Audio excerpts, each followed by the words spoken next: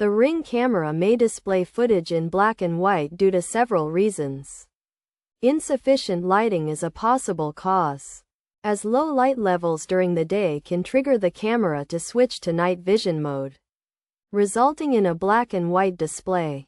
To resolve this, it is essential to ensure the camera has adequate access to natural or artificial lighting during the day. Additionally, obstructed or faulty infrared sensors can fail to detect the correct light levels, causing the camera to remain in night vision mode.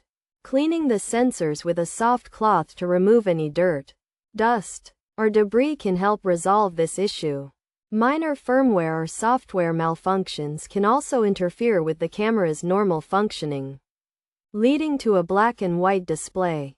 Restarting the camera by unplugging it from the power source for 30 seconds and then plugging it back in can often resolve this problem.